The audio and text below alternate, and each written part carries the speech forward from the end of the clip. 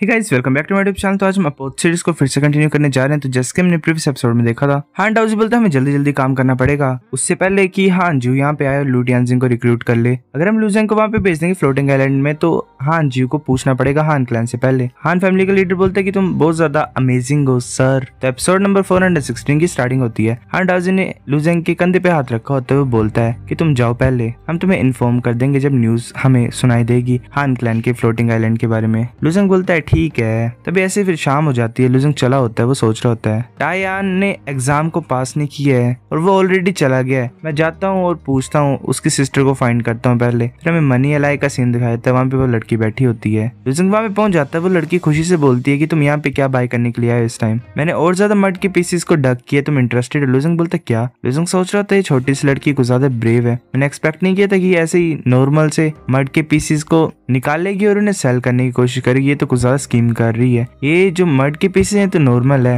Losing बोलता है मैं नहीं बाय कर रहा हूँ कुछ भी, मैं तुम्हारे ब्रदर को ढूंढ रहा हूँ। यहाँ पे हम हान क्लैन के एग्जामिनेशन में मिले थे, उसने मुझे प्रॉमिस किया कि वो मुझे तुम्हारे टाई फैमिली की तरफ लेके जाएंगे। वो लड़की बोलती मेरा भाई? वो सोच रही होती है जो मेरा ब्रदर है वो बहुत ज्यादा ऑनेस्ट पर्सन है, मेरे को लगता है कि उसे वहाँ पे ले जाना चाहते हैं जहाँ पे मतलब हमने मड को फाइंड किया था। ऐसे तो मैं अपॉर्चुनिटी को खो दूंगी प्रॉफिट को पाने का। वो बोलती ठीक है, मैं अपने भाई से बात करती हूँ और एल्डर से भी पूछती हूँ, तुम इस एड्रेस पे आ सकते जो नोट पे लिखा है। लूजिंग बोलता ठीक है। फिर मैं टाई फैमिली का विलेज दिखाई देता है, वहाँ पे ऐसे ही सभी डिग कर रहे होते हैं। लूजिंग भी वहाँ पे पहुंच जाता है। एक मार्शल आर्टिस्ट वाले नीचे डिग कर रहा होता है, वो बोलता है चलो ब्रेक लेते हैं, हम आधे दिन से ऐसे डिग करते जा रहे हैं और हमने कुछ भी फाइंड नहीं किया है। टायान बोलता है कि जो टाई फैमिली है वो काफी ज्यादा हार्ड वर्क कर रही है डिगिंग में, अगर हम कुछ डिग कर पाएंगे तो हम ब्रदर टियानजिंग को उसे दे देंगे, पर ये बुरी बात है कि हमने कुछ भी फाइंड नहीं किया अभी तक। लूजिंग बोलता है ये मैटर नहीं करता है, मैं लकी हूँ कि मैंने एक हिंट को तो ऑब्टेन किया है, चलो नीचे जाते हैं देखते हैं। वो बोलता है ठीक है लूजिंग, और वो ऐसे नीचे कूद जाते हैं। लूजिंग नीचे पहुंच के यहाँ बात देख रहा होता है। टायान बोलता है क्या तुमने कुछ फाइंड किया? लूजिंग बोलता है नहीं।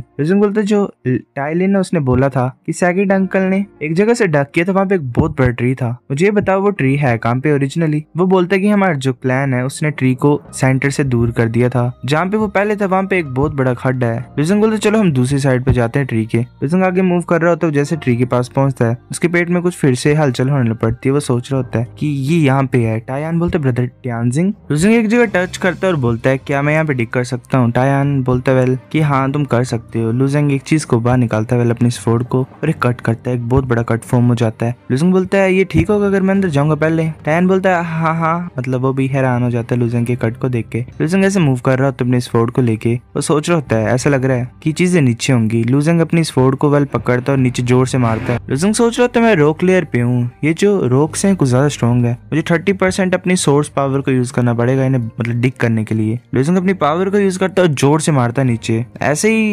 एक्सप्लोजन्स हो रही होती हैं, आवाजें सुनाई दे रही होती हैं, सभी जो बाहर होते हैं। एक बोलता है उनमें से कि इंसान रॉक लेयर के थ्रू डिग कर रहा है, जो रॉक लेयर है वो कुछ ज्यादा सॉलिड होती है, मिड रैंक ट्रू गॉड भी डिफिकल्ट होता है उनके लिए भी डिग करना इतने ज्यादा आसान तरीके से। दूसरा बोलता है तो इंडीड जीनियस है जो कि मतलब फ्लोटिंग आइलैंड में एंटर कर सकता है। लूजिंग ऐसे तोड़ रहा होता है, वो अपनी पूरी फोर्स लगा रहा होता है, सोच रहा होता है जो मेरे इनर वर्ल्ड का रिएक्शन है वो और ज्यादा स्ट्रॉन्गर बनता जा रहा है, इतनी ज्यादा दूर नहीं होगी वो चीज। लूजिंग ऐसे डिग करते करते एक जगह पे पहुंच जाता है नीचे। वो सोच रहा होता है ये तो खाली है रॉक लेयर के नीचे, ऐसा लग रहा है ये ह्यूज केव है। लूजिंग अपने हाथ पे फायर लाता है और ऐसे आगे मूव कर रहा होता है उस केव में। लूजिंग एक जगह पे पहुंच जाता है और हैरान हो जाता है। तभी एक चीज लूजिंग के पीछे से आ रही होती है, वो लूजिंग की तरफ अटैक कर देती है। लूजिंग बहुत मुश्किल से उसे डोज करता है। लूजिंग ऐसे ऊपर की तरफ कूदता है और फायर से अटैक कर देता है। वो जो थ्रेट टाइप आई होती है लूजिंग की तरफ, वो एक घोस्ट टाइप इंसान के मुंह से निकली होती है।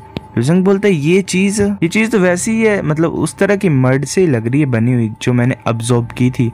वो जो फायर होती है वो उसे खत्म कर रही होती है, पूरी तरह से जला देती है। जो जला हुआ गोस्ट बचा होता है लास्ट में वो भागने की कोशिश कर रहा होता है। लूजिंग अपनी स्वॉर्ड को यूज करता है और आगे की तरफ फेंक देता है उस गोस्ट की तरफ और उसे पूरी तरह से खत्म कर देता है। मतलब खत्म तो क्या ही हुई होती है पर वो भाग जाती है। लूजिंग सोच रहा होता है जो ब्लैक थिंग थी वो भाग गई स्पॉट से, यहाँ पे कोई भी जगह नहीं छुपने की, क्या वो रॉक लेयर के अंदर घुस गई है? वो चीज गई तो गई कहाँ पे? जैसे की बुक्स में लिखा हुआ है लाइब्रेरी के अंदर, जो सरफेस लेयर होती है गोल्डमेन की वो ऑर्डिनरी सॉइल होती है, उसके नीचे रॉक लेयर होती है और रॉक लेयर के नीचे फ्लिंट लेयर होती है। जो फ्लिंट लेयर होती है वो 100 टाइम स्ट्रॉन्गर होती है रॉक लेयर से, और फ्लिंट लेयर के नीचे सॉफ्ट स्टोन की लेयर होती है। जो सॉफ्ट स्टोन होते हैं वो फ्लेक्सिबल होते हैं, इतने ज्यादा कि टॉप रैंक ट्रू गॉड भी उन्हें आसानी से तोड़ नहीं सकते हैं, मुश्किल होता है उनके लिए भी। उसके नीचे ग्रीन मैग्मा है जिसे लीथल फायर मैग्मा बोला जाता है। सेंट भी बच नहीं सकते हैं लीथल फायर मैग्मा से।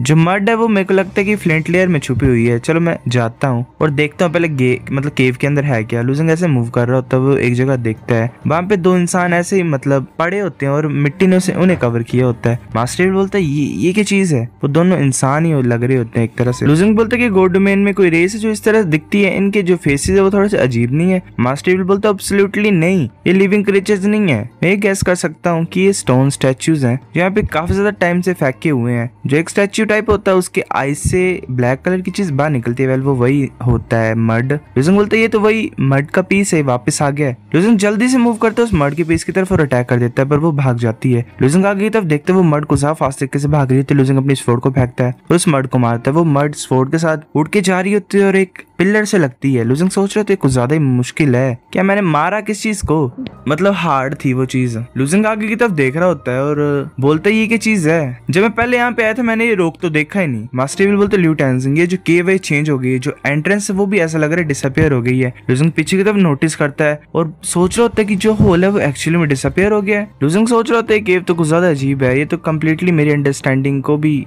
एक्सीड कर रही है, मतलब मेरे समझ से परे है। एक चीज लूजिंग की तरफ अटैक कर रही होती है। लूजिंग सोच रहे थे सही नहीं है। लूजिंग बड़ी मुश्किल से उसे डॉज कर लेता है, वो ऊपर की तरफ होता है, तभी एक और चीज से लूजिंग के ऊपर अटैक होता है। वो लूजिंग को नीचे मारती है दीवार से, मतलब एक स्टोन का पीस लूजिंग को मार रहा होता है। लूजिंग ऐसे दीवार से लगा होता है और वो जो कांटा टाइप होता है उसने लूजिंग को दबा के रखा होता है। लूजिंग अपने पैरों से रोक की होती है वो चीज और सोच रहा होता है वो कि ऐसा नहीं मैं करने दे सकता हूँ, ये स्टोन मेरे को ये तोड़ना पड़ेगा। लूजिंग अपने पंच को यूज करता है और उसे तोड़ देता है और बाहर निकलाता है। लूजिंग जल्दी से मूव करता है और एक जगह पे पहुंच जाता है। वो जहाँ पे होता है वहां पे और ज्यादा ऐसे स्टोन्स लूजिंग को कवर करने लग पड़ते हैं और पूरी तरह से बंद कर देते हैं। लूजिंग अंदर फंसा होता है, सोच रहा होता है नहीं वो जो पूरी चीज होती है वो चेंज हो जाती है। लूजिंग सोच रहा होता है और बोलता है ये चल क्या रहा है यहाँ पे। मास्टर एविल बोलते मुझे भी नहीं पता, मैं 3 फॉरबिडन लैंड्स में गया था और साउल डिसोलेट जगह पे भी गया था, पर मैंने ऐसी चीज कभी देखी नहीं। लूजिंग जहाँ पे बंद होता है वहाँ पे जो मड होती है वो अपेयर हो जाती है, वो किसी बेकार से रूप को ले रही होती है। लूजिंग बोलते है मड वापस आ गई है। तभी एक क्रैक टाइप फॉर्म हो रहा था। लूजिंग आगे तब देखता है और बोलता है कुछ वॉल पे है। तभी वॉल से कुछ इंसान टाइप मतलब अलग ही क्रिएचर टाइप दिख रहे होते हैं। लूजिंग फंसा होता है और देख रहा होता है आगे की तरफ। मास्टर एविल बोलते हैं ये क्या शेडोज हैं, ये बड़ी कैसे होती जा रही हैं। लूजिंग बोलता है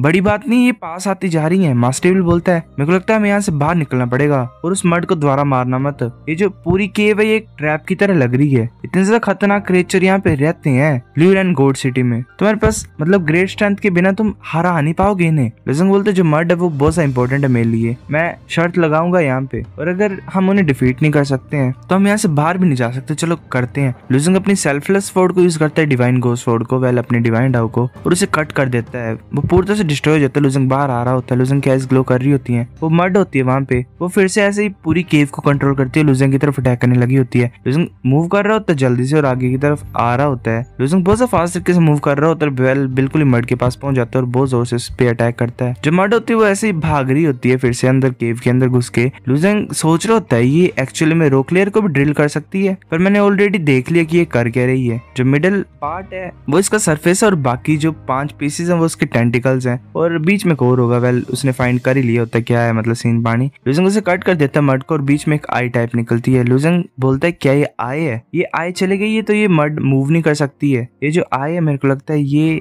की है मेरे इंटरनल वर्ल्ड को इम्प्रूव करने के लिए, मेरे को ये पकड़नी पड़ेगी। लूजिंग जल्दी से मूव करता है और उस आई को पकड़ने लगा होता है। तब एक बहुत बड़ा हाथ लूजिंग को पकड़ने लग पड़ता है। लूजिंग जल्दी से मूव करता है उस हाथ से बचने के लिए। लूजिंग सोच रहा होता है ये हाथ देखने से नहीं लग रहा है कि ये लिविंग बीइंग का हाथ है, मैं ब्लड की को फील नहीं कर पा रहा हूँ, ऐसा लग रहा है कि स्टोन से बना है। वो आई लूजिंग के पास होती है। लूजिंग उसे पकड़ लेता है। मास्टर एविल बोलते लूजिंग देखो ये हाथ बाहर आ गए हैं, ये प्लेस कुछ ज्यादा अजीब है, ये केव मेरे को लगता है कि ये एक तरह से ट्रैप ही है। तभी हमें द्वारा खट का सीन दिखाया था, वहाँ पे सभी मार्शल आर्टिस्ट होते हैं, वेल वही विलेज के। टायन बोलता है कि लूजिंग अभी वापस नहीं आया, दूसरा बोलता है कि कोई भी मूवमेंट्स नहीं उसके। दो इंसान एक दूसरे की तरफ देखते हैं, एक बोलता है कि चलो अंदर चलते हैं और देखते हैं। मैं ये होप करता हूँ कि कुछ भी नहीं हुआ होगा। वो वहाँ पे पहुंच जाते हैं यहाँ पे लूजिंग ने नीचे की तरफ खड्डा डाला होता है। लीडर बोलता है क्या वाओ इसने रोकलेयर के नीचे मतलब ऐसे होल डाला है, पर वो गया तो गया कहाँ पे। एक बोलता है ये कुछ ज्यादा अजीब है, कोई भी यहाँ पे रास्ता नहीं है तो वो नीचे तो गया ही होगा, ये इम्पॉसिबल है उसका यहाँ वहाँ जाना। दूसरा बोलता है देखो स्टोन के ऊपर मार्क है और ऐसा लग रहा है कि किसी शार्प वेपन ने बनाया, ये ल्यू टेंजिंग का वेपन होगा। दूसरा बोलता है जो स्पेस है नीचे वो एम्प्टी है, तो वो ऐसे ही पकड़ के